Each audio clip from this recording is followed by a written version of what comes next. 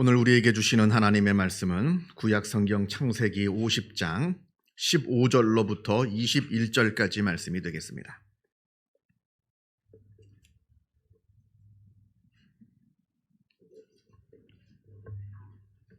구약 성경 80면에 있습니다.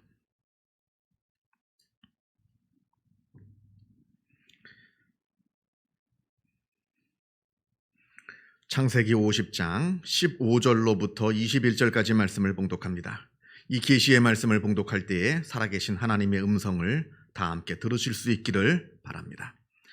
요셉의 형제들이 그들의 아버지가 죽었음을 보고 말하되 요셉이 혹시 우리를 미워하여 우리가 그에게 행한 모든 악을 다 갚지나 아니할까 하고 요셉에게 말을 전하여 이르되 당신의 아버지가 돌아가시기 전에 명령하여 이르시기를 너희는 이같이 요셉에게 이르라 내 형들이 내게 악을 행하였을지라도 이제 바라건대 그들의 허물과 죄를 용서하라 하셨나니 당신 아버지의 하나님의 종들인 우리 죄를 이제 용서하소서 하매 요셉이 그들이 그에게 하는 말을 들을 때에 울었더라.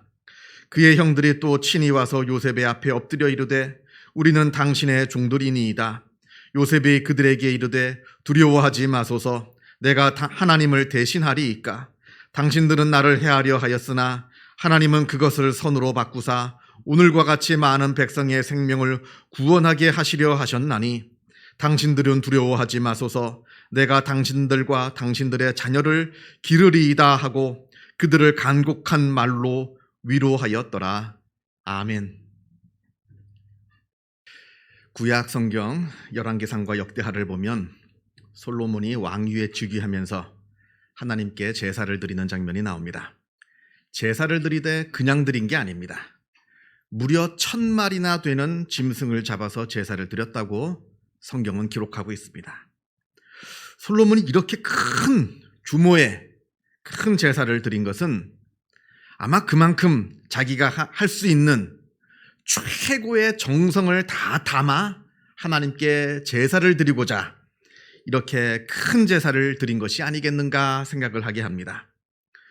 그랬다는 것은 그만큼 솔로몬이 하나님께 크게 감사할 것이 있었다 하는 것을 말해주는 것이고 또 동시에 하나님께 그만큼 자기에게 갖고 있는 간절한 바람이 있었다 하는 것도 말해주고 있습니다. 사실 솔로몬이 왕이 될 때 이게 과정이 쉽지가 않았습니다. 그 왕위를 두고 자기 이복형인 아도니아하고 아주 치열한 정치 투쟁을 벌이면서 거기에 승리하여서 왕위에 올랐습니다. 예루살렘이 있으면 이 예루살렘 한쪽 편에서는 아도니아를 따르는 사람들이 아도니아가 왕이 되었다고 선포를 합니다. 동시에 솔로몬을 따르는 사람들은 그 예루살렘 반대편에서 그 사람들끼리 모여서 솔로몬이 왕이 되었다고 선포하는 한날에 두 왕이 왕이 되었다라고 선포되는 아주 혼란스러운 상황이 성경에 잘 기록되어 있습니다. 결국 솔로몬이 승리합니다. 승리하여서 왕의 자리에 오르게 되었습니다. 이때 솔로몬 마음 가운데 얼마나 하나님에 대한 감사한 마음이 있었겠습니까? 이거는 그냥 싸움이 아닙니다. 이기면 살지만 지면 죽습니다. 아마 솔로몬이 졌다라고 한다면 죽었을 겁니다. 하나님께서 나를 지켜주셔서 내가 이 자리에 오르게 되었노라 하고 하나님께 큰 감사의 마음이 있어서 하나님께 제사를 드렸을 것이고 또한 동시에 이제부터가 문제입니다. 이제부터 내가 왕이 되어서 이 나라를 이끌어가야 되는데 이제부터는 하나님의 도우심이 없다라고 한다면 이건 불가능한 일이 되고 맙니다. 그래서 하나님께 감사하는 마음과 동시에 하나님의 도움을 비는 그 간절한 마음이 모여서 이렇게 큰 제사를 드리게 된 것이라 이렇게 봅니다. 그날 밤 하나님께서 솔로몬의 꿈에 나타나십니다. 제사가 다 끝난 그날 밤에 하나님께서 솔로몬에게 꿈에 나타나셔서 솔로몬에게 소원을 하나 말하라 말씀하십니다. 내가 너에게 무엇을 주랴 너는 구하라. 무엇든지 이야기하면 내가 다 들어주겠노라 하는 그 말씀을 하나님께서 해주십니다. 그때 솔로몬이 이렇게 대답합니다. 나의 하나님 여호와여 주께서 종으로 다윗을 대신하여 왕이 되게 하셨사오나 그러나 종은 작은 아이라 출입할 줄을 알지 못하나이다. 비록 내가 왕이 되었습니다만 그러나 솔직히 자기 스스로를 들여다볼 때 자기는 아직 어린 아이에 불과할 뿐입니다. 내가 앞으로 왕으로서 어떻게 처신해야 할지, 그리고 내가 이 나라를 어떻게 다스려야 할지 나는 전혀 알지 못하는 그런 어린 아이에 불과합니다. 이렇게 고백을 합니다. 솔로몬이 왕이 될 때 20살이었거든요. 어떻게 보면 많은 나이긴 합니다만 그러나 적은 나이입니다. 어떻게 내가 이 큰 나라를 다스리게 될지 나는 알지 못합니다. 그러면서 솔로몬이 자기의 소원을, 그 기도의 제목을 말하기를 듣는 마음을 달라 합니다. 백성들의 말에 귀를 기울일 줄 아는 그러한 마음, 그래서 바른 정치를 할 수 있는 그러한 지혜로운 마음을 나에게 주십시오. 이렇게 솔로몬이 하나님께 기도합니다. 여러분, 사람들은 누구나 다 절망을 하면서 살아갑니다. 여기에는 예외가 없습니다. 사람이 절망하는 데에는 그 먼저는 사람은 자기 자신이 되지 못해서 절망한다 합니다. 이게 무슨 말인고 하니, 누구나 자기가 되고 싶은 나의 모습이 있습니다. 내가 이루고 싶은 목표가 있습니다. 그런데 그 목표는 너무나 높이 있고 너무나 멀리 있어서 그것을 내가 이루지 못합니다. 내가 되고 싶은 나의 모습은 저 높이 있는데 그러한 내가 되지 못하는 자기의 모습을 바라보면서 사람들은 절망한다 합니다. 아마 솔로몬도 그랬을 겁니다. 천하의 솔로몬도 여기에서는 예외가 될 수 없다 하는 겁니다. 동일한 이유로 절망하였을 겁니다. 왜냐하면 자기의 아버지가 그 위대한 다윗 왕이거든요. 자기의 바로 선왕이, 그 위대한 다윗 왕. 아마 솔로몬의 목표는 내 아버지 다윗보다 더 위대한 왕이 되어서 이스라엘을 잘 다스려 보겠노라 하는 그 목표가 있었을 것입니다만, 그러나 그 목표는 너무나 높이 있는 목표입니다. 다윗이 누굽니까? 블레셋 앞에 무너져 내릴 것 같은 그 풍전등화와 같은 이스라엘의 왕이 되어서 명실상부한 통일 왕국을 이루고 강력한 나라로 단시간 만에 이끌어낸 아주 위대한 왕이 자기 선왕 다윗입니다. 그런데 그 다윗보다 내가 더 높아지려고 하는 그 위대한 목표를 품었습니다만, 그러나 그것은 이룰 수 없는 목표일 수도 있다 하는 겁니다. 거기에 절망하였을 겁니다. 그래서 솔로몬이 하나님께 고백합니다. 주께서 종으로 나를, 종이란 말은 여기서 납니다. 주께서 나로 다윗을 대신하여 왕이 되게 하였사오나. 자기 아버지입니다만 그 아버지가 자기와 비교 대상이 되는 겁니다. 또한 동시에 사람은 자기 자신이기 때문에 절망한다 합니다. 이게 무슨 말인가 하면, 내가 아무리 수고하고 노력하고 몸부림을 쳐봐도 결국 나라고 하는 존재는 절대로 나라고 하는 한계를 벗어날 수가 없는 그러한 존재이기 때문에 결국 절망한다 합니다. 나는 나를 벗어날 수가 없습니다. 솔로몬이 그 험난한 정치 투쟁을 승리하여서 왕이 되었다 하더라도, 그러나 자기는 압니다. 자기가 얼마나 연약한 존재인지. 내가 아무리 위험 있는 옷을 입고 위험 있는 행세를 한다 하더라도 나는 결국 어린 아이와 같은 연약한 존재일 뿐이다 하는 것을 솔로몬은 누구보다도 잘 알고 있었습니다. 그래서 이렇게 고백하는 겁니다. 나는 작은 아이라 출입할 줄을 알지 못한 아이다. 나는 어떻게 처신할 줄 모르는 그런 어린 아이에 불과합니다. 절망스러운 거죠. 감사하면서도 동시에 절망스러운 겁니다. 그런데 여기에 솔로몬의 위대한 점이 나타납니다. 이러한 자기 절망, 내가 나 자신이 되지 못한 절망, 그리고 내가 나 자신밖에 되지 못하는 그 절망, 그 자기 절망 가운데 솔로몬은 하나님을 통해서 그 절망을 이겨나갔다 하는 겁니다. 여기에 솔로몬의 위대한 점이 있다는 겁니다. 그래서 솔로몬이 하나님께 기도하는 겁니다. 내게 듣는 마음을 주소서. 하나님께서 주시는 그 지혜로 내가 하나님의 능력으로 이 나라를 잘 다스리게 하여 주시옵소서. 하나님께서 나를 도와주시면 나는 이 모든 절망을 다 이기고 이 모든 절망을 다 뛰어넘을 수 있습니다. 이렇게 고백하는 겁니다. 오늘 본문을 보겠습니다. 오늘 본문 창세기 50장. 오늘 본문에 요셉의 이야기가 나옵니다. 요셉이 자기 형들을 용서하는 이야기가 나오는데, 물론 이 요셉이 자기 형들을 용서하는 이 장면은 오늘 처음 나온 게 아닙니다. 앞에 있는 45장에서 이미 요셉은 형들을 용서한 바가 있습니다. 그럼에도 불구하고 또 형들이 옵니다. 왜냐하면 문제가 생겼거든요. 그 문제는 바로 아버지 야곱이 돌아가셨다 하는 데 있습니다. 아버지 야곱이 돌아가시니까 형들이 두려워집니다. 점점 불안해집니다. 지난번에 했던 용서야 요셉이 아버지 얼굴을 봐서 용서했던 거라 친다면, 이제 아버지가 돌아가시고 없는 상황에서 과연 요셉이 우리를 진짜로 용서할 수 있겠는가 하는 두려운 마음이 생기는 겁니다. 이제 아버지가 계시지 않으니까 이 요셉이 마음을 바꿔서 우리를 죽일 수도 있겠다 하는 그 두려운 마음에 형들이 요셉을 찾아갑니다. 그리고는 우리 아버지 야곱이 돌아가실 때 우리에게 주신 유언이라 하면서 그 유언을 요셉에게 말해주는데, 그 내용이 바로 이겁니다. 너희는 이같이 요셉에게 이르라. 내 형들이 내게 악을 행하였을지라도 이제 바라건대 그들의 허물과 죄를 용서하라. 지금 형들이 아버지의 유언이라 해가지고 들고 온 내용은, 아무리 형들이 잘못했다 하더라도 형들에게 벌 주지 말고 다 용서하라 하는 그 말입니다. 아버지가 이 말씀을 하시고 돌아가셨다. 글쎄옵시다.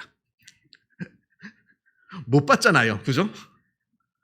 성경에도 야곱이 이렇게 유언했다는 내용이 없습니다. 그 돌아가실 때 그 장면이 없습니다.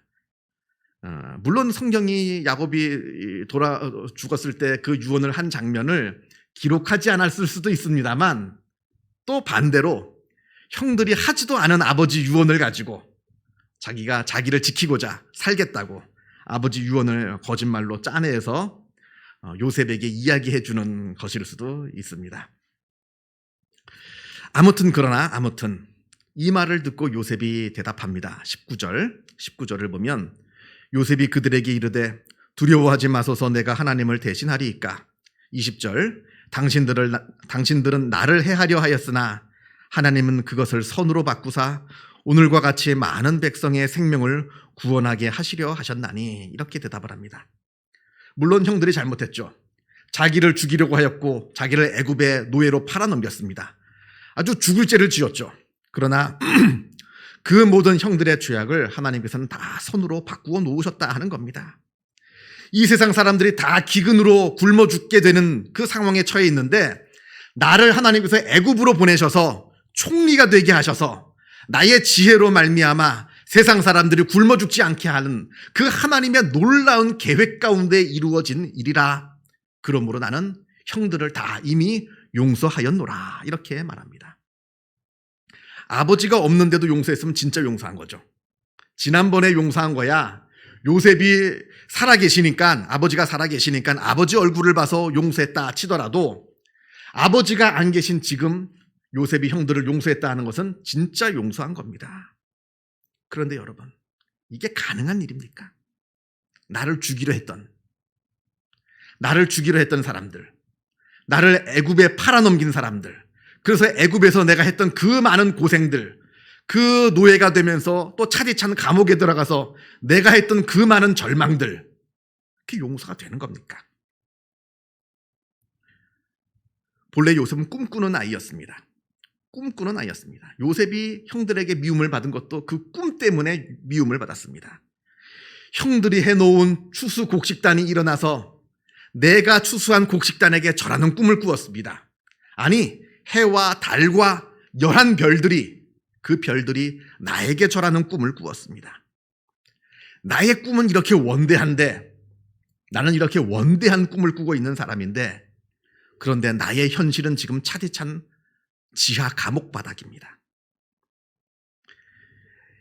이 앞에서 제가 사람은 자기가 되지 못하는 것에서 절망한다 했는데, 요셉이 지금 이러한 절망을 품고 있었을 겁니다. 내가 지금 이러고 있을 사람이 아닌데, 내가 지금 여기에 있을 사람이 아닌데, 그런데 내 현실은 지금 차디찬 지하 감옥이라고 하는 겁니다. 자기 현실을 바라보면서 이 요셉이 얼마나 절망했겠습니까? 그리고 또한 동시에 요셉은 앞에서 말씀드린 것처럼 자기 자신이기 때문에 또한 절망했을 겁니다. 지금 요셉의 문제는 절망스러운 상황들이 자꾸 반복된다는 겁니다. 자꾸 반복됩니다. 형들에게 붙잡혀서 애굽에 팔려갑니다. 애굽에 팔려가서 노예가 됩니다. 또 노예가 되어서 어느 정도 자기의 위치를 일으켜 세웠습니다만, 그러나 이번에는 모함을 받아서 이제 지하 감옥에 갇히는 신세가 되고 말았습니다. 그러면 그렇지. 내 꼴이, 내 신세가, 내 팔자라는 게 결국 이 모양 이 꼴이지, 내가 뭐 잘났다고 그런 꿈을 꾸며, 내가 뭐 잘났다고 그 보디발의 집에 집사가 되며, 결국 내 인생은 이렇게 끝나는 것이지. 아마 자기의 신세를 한탄하며 그곳에서 절망하였을지도 모릅니다. 아마 많은 사람들, 보통 사람들 같았으면 이렇게 절망했겠죠. 그러나 요셉은 그 가운데서도 절망하지 않고 끝까지 소망을 붙들고 있었다는 데에 우리를 놀라게 합니다. 여러분 한번 잘 생각해 보십시오. 소망을 끝까지 붙드는 것하고 그냥 절망해버리는 것하고 어느 게 더 쉽겠는가? 차라리 절망하는 게 쉽습니다. 차라리 절망하고 하나님을 원망하고 세상을 저주하면서 그렇게 절망 가운데 있는 게 쉬운 것이지, 세상이 절망스러운 상황 가운데 나를 우겨싸는데도 그럼에도 불구하고 끝까지 소망을 붙들고 있는 거, 이게 보통 힘든 일이 아닐 겁니다. 어떻게 그렇게 할 수 있을까? 요셉은 어떻게 똑같은 우리와 똑같은 성정을 갖고 있는 사람이었을 텐데 어떻게 요셉은 그 가운데서 절망하지 아니하고 끝까지 소망을 붙들며 살아갈 수 있었을까?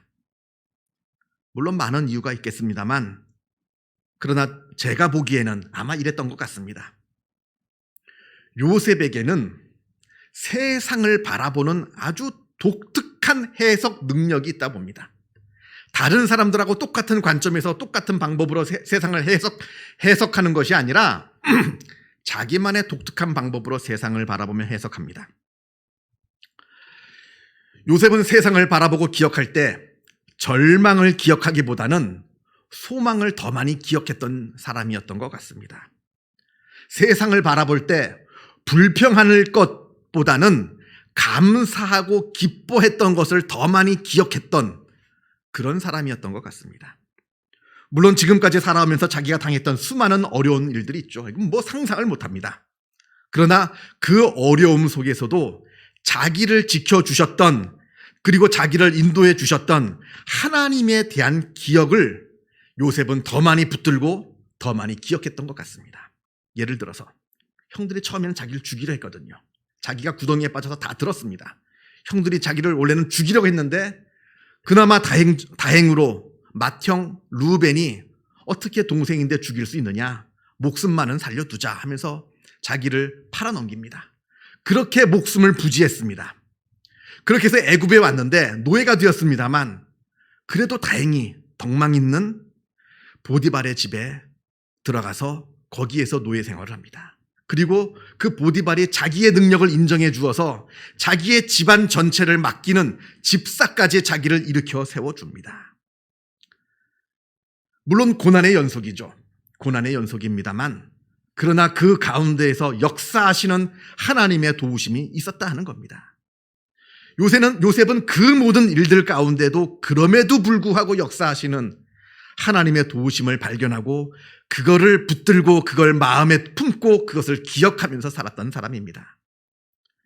그럼에도 불구하고 나를 도우시는 하나님을 기억하니까 지금 내가 비록 억울한 누명을 쓰고 이 지하 감옥에 갇혀 있다 하더라도 그럼에도 불구하고 하나님을 붙잡고 소망을 품을 수 있게 된다라고 하는 겁니다. 하나님을 내가 믿기 때문에. 여러분, 우리가 세상을 살아가면서 여러 일을 만납니다. 이런저런 일을 만나죠. 참 많은 일을 만납니다. 때로는 기쁘고 즐거운 일을 만나기도 합니다만 또 때로는 너무나 힘들고 어려운 일을 만나기도 합니다. 이건 예외가 없습니다. 세상을 살면서 나는 평생 한 번도 어려운 일을 만나지 않고 기쁘고 즐거운 일만 만나고 살았다 하는 사람도 없고, 세상을 살아가면서 나는 기쁘고 즐거운 일은 한 번도 없었고 늘 힘들고 어려운 일만 만나면서 살았다 하는 사람도 없습니다. 다 기쁘고 즐거운 일도 만나고 힘들고 어려운 일을 만나기도 합니다. 한 50대 50이겠죠. 정확하게 숫자로 말씀드릴 수는 없습니다만, 그냥 우리가 통념적으로 기쁘고 즐거운 일 50, 힘들고 어려운 일 50, 이렇게 50대 50으로 살아갑니다. 그런데 이때 힘들고 어려운 일만 기억하면서 살아가는 사람이 있습니다. 그것만 기억하면서 늘 원망하고 낙담하면서 살아가는 사람이 있는 반면에, 이와는 반대로 기쁘고 즐거운 일을 더 많이 기억하면서 감사하면서 소망을 품으면서 살아가는 사람도 있다 하는 겁니다. 우리 요셉의 삶을 바라보면 요셉은 바로 후자의 삶을 살았던 것 같습니다. 또 우리가 요셉의 삶을 돌아보면 요셉은 참으로 롤러코스터 같은 삶을 살았습니다. 이런 롤러코스터 아시죠? 놀이기구. 막 올라갔다 갑자기 확 내려가고 갑자기 확 올라갔다 확 내려가는 이 롤러코스터. 노예로 팔려옵니다. 밑으로 떨어진 거죠. 팍 떨어졌습니다. 그러나 군대 장관 보디발의 집에서 집사가 되면서 또 올라갑니다. 높이 올라갔습니다. 그러나 또 억울한 누명을 쓰고 감옥으로 확 떨어집니다. 아주 완전 나락으로 떨어져 버렸습니다. 그러다가 다시 애굽의 총리가 됩니다. 이건 완전 최고조로 올라간 겁니다. 정신이 없죠. 이런 삶을 살았습니다. 이 어지러운 롤러코스터 같은 인생을 살면 대부분의 사람들은 미쳐버렸을 겁니다. 그 가운데 정신이 온전한 사람은 아무도 없었을 겁니다. 그러나 요셉은 이 롤러코스터 같은 삶을 살면서 늘 중심을 잡으면서 그 삶을 살아갑니다. 인생의 나락으로 떨어져서도 요셉은 위축되지 않습니다. 절망하지 않습니다. 그 가운데서 역사하시는 하나님을 바라보기 때문에 그러합니다. 소망을 가지고 살아갑니다. 또 반대로 애굽의 총리까지 최고조의 인생의 최고조의 삶을 살아갑니다만 그때도 교만하지 않습니다. 그 막강한 힘으로 다른 사람들을 보복하고 다른 사람을 죽이는 데 사용하지 않습니다. 왜냐하면 내가 잘해서 여기까지 올라온 게 아니거든요. 하나님의 은혜일 뿐입니다. 하나님의 은혜로 지금 여기까지 온 겁니다. 하나님께서 이 부족한 나를 쓰시고자 나를 애굽의 총리까지 올려놓으셨을 뿐입니다. 내가 잘해서 올라간 게 아닙니다. 그러니까 20절의 고백이 나오는 겁니다. 당신들은 나를 해하려 하였으나 하나님은 그것을 선으로 바꾸사 오늘과 같이 많은 백성의 생명을 구원하게 하시려 하셨나니. 은혜를 아는 사람과 은혜를 모르는 사람이 바라보는 세상은 다릅니다. 은혜를 모르는 형들이 보기에는 요셉이 자기를 죽일 거다 두려워 떱니다만, 그러나 은혜를 아는 요셉이 바라볼 때는 형들도 다 내가 용서할 사람일 뿐입니다. 형들 덕분에 내가 지금 여기까지 왔다. 형들이 비록 이렇게 악한 일을 하였다 할지라도 하나님께서 이 모든 악을 다 선으로 바꾸어 놓으셔서 하나님께서 나를 이렇게 쓰시는구나. 그것을 그 은혜를 알기에 그 형들도 다 용서할 수가 있게 되는 겁니다. 은혜를 모르는 사람이 바라보는 세상은 원망과 불평과 미움과 절망입니다만, 그러나 은혜를 아는 사람이 보는 세상은 많은 어려움이 있음에도 불구하고, 그럼에도 불구하고 감사와 용서와 사랑과 소망이라 하는 겁니다. 우리는 무엇을 보고 이 세상을 살아갑니까? 우리에게 똑같은 일들이 벌어집니다. 이 똑같은 일들을 바라보면서 우리는 그것을 바라보며 어떻게 해석하며 살아가고 계십니까?